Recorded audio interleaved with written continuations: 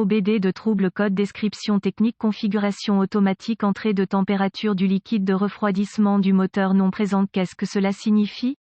Il s'agit d'un code de diagnostic générique (DTC) et s'applique à de nombreux véhicules OBD de 1996 plus récents. Cela peut inclure, mais sans s'y limiter, les véhicules de Nissan, Toyota, Mazda, Hyundai, Kia, etc. Bien que génériques, les étapes de réparation exactes peuvent varier selon l'année, la marque, le modèle et la configuration du groupe motopropulseur. Si votre véhicule équipé OBD2 a enregistré un code P063F, cela signifie que le module de commande du groupe motopropulseur PCM n'a pas détecté de signal d'entrée de température de liquide de refroidissement du moteur à configuration automatique. Lorsque le cylindre d'allumage est placé en position on et que les différents contrôleurs embarqués, le PCM inclus, sont alimentés, plusieurs autotests sont lancés. Le PCM dépend des signaux d'entrée des capteurs du moteur pour configurer automatiquement une stratégie de démarrage du moteur et effectuer ces autotests. La température du liquide de refroidissement du moteur fait partie des principaux signaux d'entrée requis par le PCM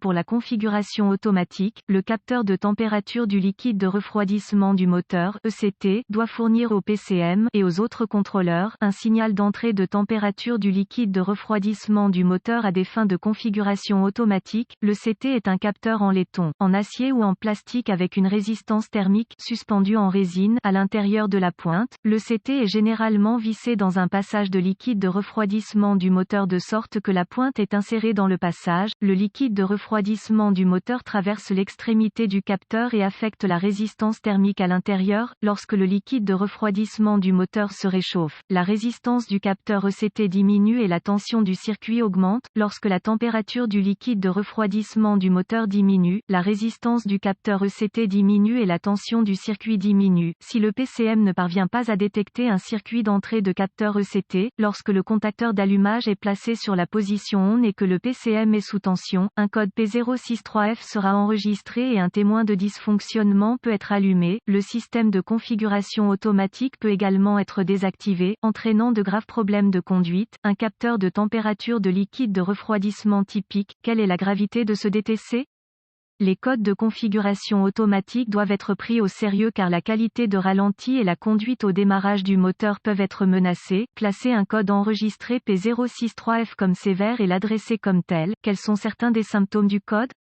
Les symptômes d'un code de panne P063F peuvent inclure calage du moteur au ralenti, en particulier au démarrage, démarrage du moteur retardé, problème de conduite. Autres codes liés à l'ECT. Quelles sont certaines des causes courantes du code? Les causes de ce code peuvent inclure ECT défectueux, circuit ouvert ou court-circuité entre l'ECT et le PCM, corrosion dans le connecteur ECT, erreur de programmation PCM ou PCM défectueuse. Quelles sont les étapes de dépannage du P063F?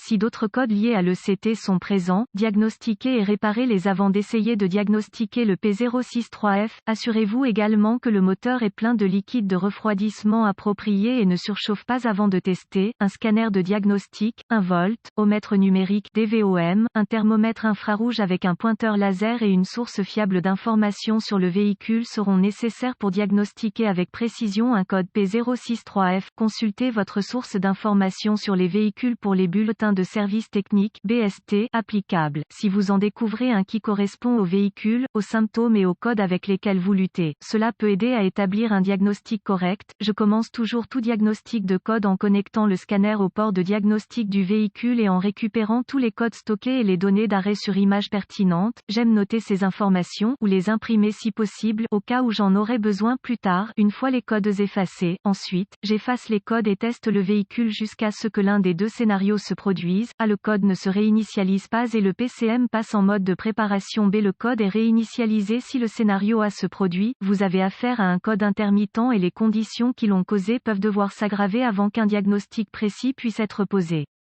Si le scénario B se produit, passez aux étapes répertoriées ci-dessous. Étape 1. Effectuez une inspection visuelle de tous les câbles et connecteurs associés, vérifiez les fusibles et relais d'alimentation PCM, effectuez les réparations nécessaires. Si aucun problème n'est détecté, passez à l'étape suivante. Étape 2. Obtenez des organigrammes de diagnostic, des schémas de câblage, des vues de face de connecteurs, des diagrammes de brochage de connecteurs et des spécifications. Procédure de test de composants à partir de la source d'information de votre véhicule. véhicule. Une fois que vous avez les informations correctes, utilisez le DVOM pour tester la tension ECT, la terre et les circuits de signal. Étape 3. Commencez par un simple test de la tension, généralement 5 volts, et des signaux de masse au connecteur ECT. S'il n'y a pas de tension, utilisez le DVOM pour retracer le circuit jusqu'à la borne appropriée du connecteur PCM. S'il n'y a pas de tension sur cette broche, suspectez que le PCM est défectueux. S'il y a de la tension sur la broche du connecteur PCM, réparez le circuit ouvert entre le PCM et le CT. S'il n'y a pas de terre, tracez le circuit jusqu'à l'emplacement central de la terre et effectuez les réparations nécessaires. Si la terre et la tension sont détectées au niveau du connecteur ECT, passez à l'étape suivante. Étape 4. Utilisez le thermomètre infrarouge pour découvrir la température réelle du liquide de refroidissement du moteur. Le flux de données du scanner révélera quelle température ou degré de tension est entré dans le PCM. Le cas échéant, comparez les informations tension, température trouvées dans la source d'information de votre véhicule pour déterminer si le capteur ECT fonctionne normalement. Si le CT et tous les circuits du système sont fonctionnels, suspectez un PCM défectueux ou une erreur de programmation PCM. De nombreux véhicules équipés d'OBD2 utilisent plusieurs capteurs ECT. L'un peut être pour la jauge du tableau de bord et un autre peut être pour le PCM. Utilisez votre source d'information sur le véhicule pour vous assurer que vous testez le bon capteur ECT.